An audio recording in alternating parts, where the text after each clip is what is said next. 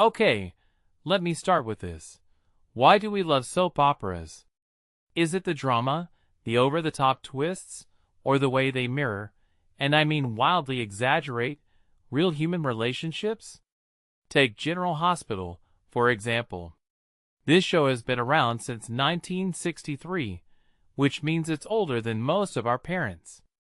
But here we are in 2026, still obsessing over who's poisoning whom at the Metro Court pool. Let's unpack 3 wild developments this week.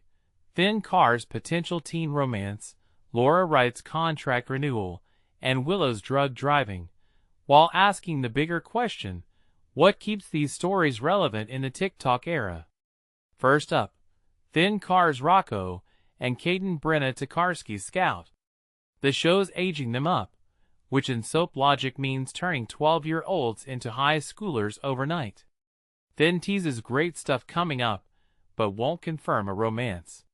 Here's the thing, teen relationships on soaps are always a gamble.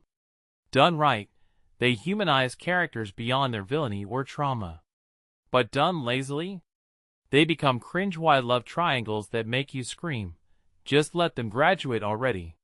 What makes this interesting is how GH might subvert the trope. Rocco's already a shooter of WSB directors. Adding a romance could explore guilt, redemption, or even manipulation.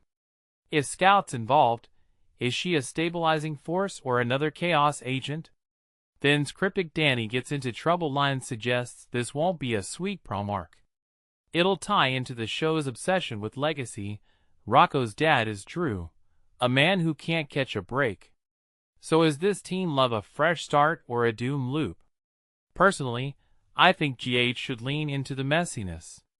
Let them argue over vinyl records in the park, then have a mob hit interrupt their picnic.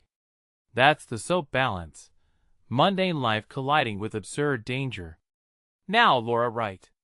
She's been Carly for 21 years, longer than some of us have been alive. Her new contract is a relief to fans who've seen actors jump ship lately. But here's the twist. Carly's in a rocky romance with Valentine, a guy literally named after a villain trope. Laura's fans say, don't leave, because she's made Carly her own. But isn't that the paradox of soaps? Characters evolve, yet they're trapped in a loop. Jane Elliot's Tracy Quartermaine was a fan favorite for decades. But even Tracy had to adapt from icy heiress to wisecracking grandma. Carly's Jarly and Carradine fandoms want legacy, but they also crave growth. The comment about Tracy Quartermaine era hints at fans wanting Carly to age into a matriarch role. But GH keeps her in chaotic relationships. So is Laura staying because she's creatively fulfilled, or because soap contracts are like black holes? In my opinion, her longevity is a double-edged sword. It comforts viewers, but risks stagnation. Carly should be scheming to take over the docks, not just crying over Valentine. Finally, Willow's drug driving. Jacinda spiked her iced coffee, and now she's racing to the arcade with her kids. This is pure soap genius, domestic life turned lethal in one sip. But let's dissect the metaphor. Soaps always weaponize motherhood, the good mom versus the dangerous mom. Willow's a congresswoman. Her public mistake isn't just personal, it's political. The show's saying, even the most put-together women crack. But here's the hypocrisy. Jacinda's the villain for drugging her, yet Sonny, who's committed actual crimes, still gets sympathy. Why? Because male antiheroes are complex, women are toxic.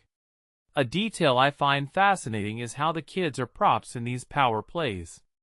Amelia and Wiley aren't characters yet, they're pawns to raise stakes. And Willow's crash. It'll probably get retconned via a last-minute edit. Soaps thrive on fake-outs.